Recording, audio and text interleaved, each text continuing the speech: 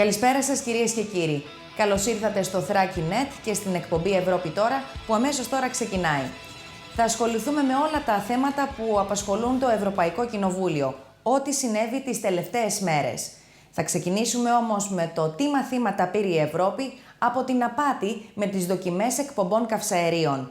Θα ανατρέξουμε σε όσα ήταν γνωστά πριν από το ξέσπασμα του σκανδάλου της Volkswagen και σε όσα άλλαξαν από τότε. What has been the lesson of the Volkswagen scandal? Was the European Commission aware of emissions breaches? We decided to take a brief look back and speak to the chair of the Committee of Inquiry created in March 2016 on the management of the emissions. Well before the scandal blew up, we had met with experts who told us of the unreliability of tests. With this small device, we're going to start monitoring and calculating CO2 and fuel consumption in real time. And then we're going to display all that information on a very nice little tablet PC on the dashboard of the car. The aim of John Keats's experiment is to find out if there's a difference between car CO2 emission values in real driving conditions and the values declared by manufacturers in their catalogues. The tests that we're conducting today are under normal driving conditions. So we've got the air conditioning on, we've got the fan on lightly. The lights are set so that the driving lights are on, so we're not trying to artificially make it better or worse, we're just giving a realistic figure. The CO2 is the larger of the three on the graphs, and down here you can see the oxides of nitrogen, and on the far right the CO2 production. Now on a very congested motorway or on a very on a country road where there's lots of stop-start traffic, the fuel consumption and the CO2 go up dramatically. A 20-minute test in the English countryside and on the motorway gave a decisive result. We just finished that trip and we averaged around about 43 miles per gallon, and that works out to be about 182, 185 grams of CO2. And that works out to be about 20% higher than the average figure that's produced by the manufacturer. Until the 18th of September 2015, this gap between the results from laboratory tests, which car manufacturers are obliged to carry out, and those obtained in real driving conditions was accepted, undervalued, or simply ignored. The discovery made by an American NGO that VW had used test rigging software in their diesel cars opened the eyes of the world. But was it really such a new discovery? Weren't some politicians already aware? It's rightly asked where was the Parliament when we already knew, had indications, but that's a little bit how politics works, I think. We do have a lot of MEPs, especially in the Environment Committee, asking questions. Almost every few months they ask questions. But in political life you sometimes need an incident or a crisis, as we have today on the car industry, and the fraud. Because that was so shocking that then all of a sudden there was a possibility to have a majority in the parliament, because you always need a majority in the parliament to say, okay, stop now. Given the magnitude of the scandal, the Parliament has secured the necessary majority to create a committee of inquiry. It will have the power to hold hearings and investigate with emissions testing authorities to establish whether car manufacturers have been the beneficiaries of any major cover-up. I want to make it very clear that the EPP will do its utmost to prevent this committee from becoming what could be termed as a witch hunt, either against industry or against diesel technologies where Europe has a competitive advantage in the world. The current legislation only requires laboratory tests. Their basis is in an obsolete piece of European legislation called NEDC, the new European driving cycle, which dates back to the 1970s. In Brussels, one NGO is fighting for change. Here are some of the alleged flaws. For example, they use special lubricants which make the car move better. They disconnect the battery so that it doesn't charge during the test. They test the vehicle at very high temperatures so that it rolls better. They use the engine management system to get ultra-low results just during the test. Another part of the test measures how well the car rolls and moves through the air. So they'd remove the wing mirror, they'd tape up the doors, they'd make the car lighter, maybe by taking out the back window.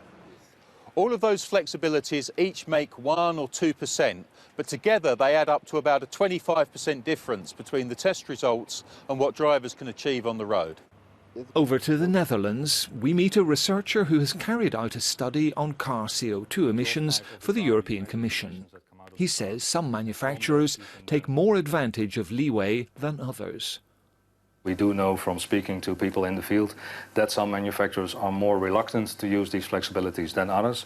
And that in itself already creates false competition. So it would even be in the interest of the manufacturers to do something about these flexibilities, because we see that manufacturers now force each other into using these flexibilities in order to get low CO2 results for vehicles qualifying, for instance, for fiscal incentives.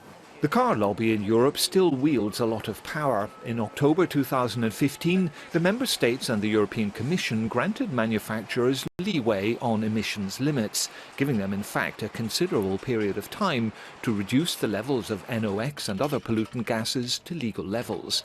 For its part, the Commission has proposed another reform of the emissions tests legislation. The tests will be conducted in real driving conditions on the roads, but starting from 2021 instead of the previously foreseen 2017. We all know that there's a strong lobby. The inquiry committee will help to underline and help the Commission to be ambitious enough. At the end of 2015, the European Environment Agency estimated that each year there are 430,000 premature deaths caused by air pollution, to which the automotive sector contributes.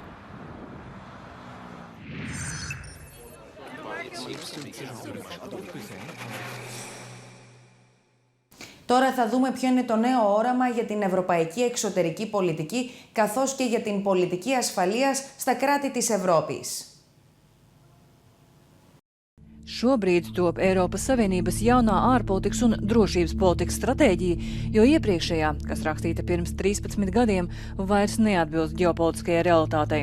Par Eiropas parlamenta pienesumu jaunajai stratēģijai ir atbildīga Sandra Kalniete, kas savā ziņojumā lielu akcentu likusi tieši uz drošības un aizsardzības jautājumiem.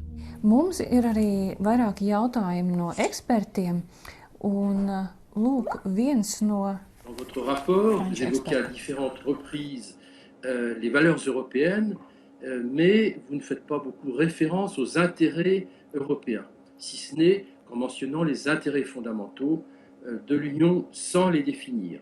Alors, précisément, pourriez-vous, s'il vous plaît, préciser quels sont aujourd'hui, selon vous, les intérêts stratégiques de l'Union européenne dans un monde multipolaire où les rapports de puissance prennent de plus en plus d'importance. Viena no visbūtiskākajām, protams, ir miera un stabilitātes nodrošināšana. Mēs apzināmies, ka sadarbības laikmets ir beidzies. Tā rožainā aina, ko mēs redzam 2003. Gadā pieņemtajā strateģiskajā ārpolitiskajā dokumentā, ko izstrādāja Solānas vadībā, tā pasaule nav izveidojusies. Faktiski mēs esam iegājuši asas konkurences laikmetā, un ap mums nav draudzīgu valstu lokas, bet turbulenta konfliktu zona. Kā izbalansēt šīs divas lietas? Mēģināt radīt stabilu reģionu sev apkārt un Eiropas vērtības? Nevis kā iepriekšējās desmitgadēs, kad tā prasība bija vispirms to cilvēktiesības un citas vērtības, un tad mēs jums ekonomisko sadarbību. Šobrīd mēs tā kā labāk saprotam, ka šīs divas lietas iet roku rokā. Otrkārt, mēs saprotam, ka nebūtu ne visas mūsu kaimiņu valstis vēlās kļūt savā sabiedrības modelī tādas pat kā Eiropas Savienība, sekot mūsu modelim. Tas, kas kaimiņu valsts interesē, tas ir mūsu ekonomiskās labklājības modelis. Tieši par reģioniem un fokusu uz atsevišķiem reģioniem ir arī nākamais eksperta jautājums. So far, the European Union has tried to focus on different regions across the globe, and to be honest, quite often it has failed in its aims in some of the regions. So therefore, the question is, shouldn't the European Union define concrete regions where it can reach its goals instead of focusing on almost everything. Nu, šeit ir sadūrušās divas tendences. Viena, kas uzskata, ka Eiropai ir jābūt ar lielām globālām ambīcijām.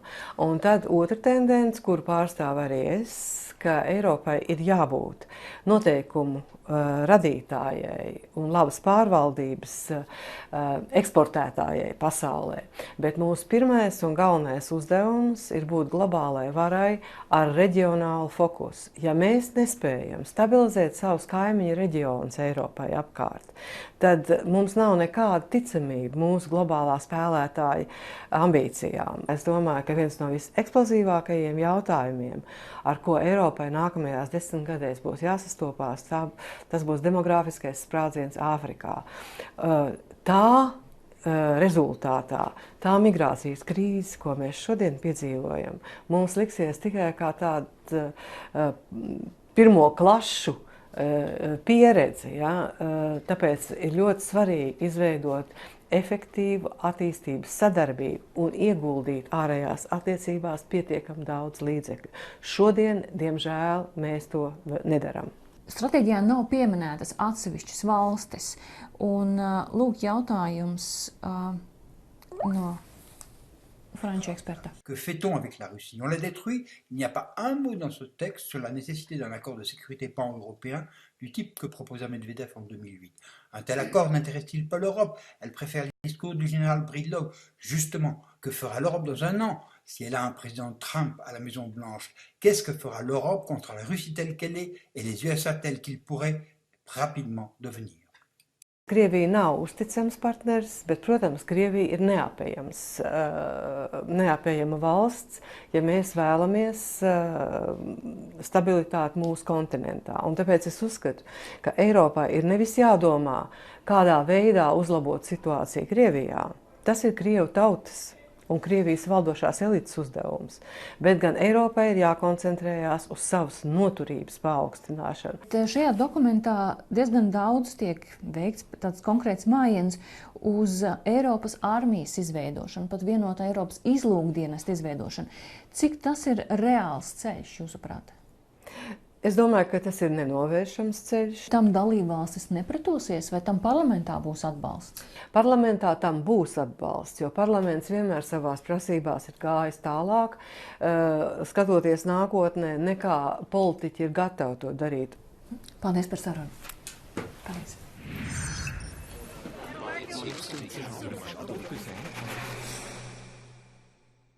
Το τελευταίο διάστημα έχουμε μία αναζωπήρωση των προσπαθειών για την επίτευξη των κλιματικών στόχων μέχρι και το 2020. Ας δούμε το βίντεο που ακολουθεί. Buenos días. ¿De qué se trata su informe y por qué es tan importante? El informe lo que pretende es decir que tenemos que alcanzar los objetivos que nos hemos alcanzado con la cumbre del clima. Y en términos de cifras, ¿cuáles son estos objetivos justamente? Sí, están estipulados para el año 2020 alcanzar el 20%. Hay objetivos vinculantes y hay algunos países a los que habrá que impulsar un poquito en que mejoren, como España, por ejemplo. El objetivo que está estipulado para el año 2030 es de un 27% y queremos sobre todo ser exigentes en el control para los países para que puedan alcanzar los objetivos y que seamos muy ambiciosos porque lo necesitamos en alcanzar los objetivos del futuro, porque si no en el año 2050 no tendremos una energía basada fundamentalmente en la energía renovable que es tan absolutamente necesaria para frenar todas las situaciones de cambio climático tan lamentables y las consecuencias que estamos viendo. Le deseamos mucha suerte y muchas gracias. Muchas gracias.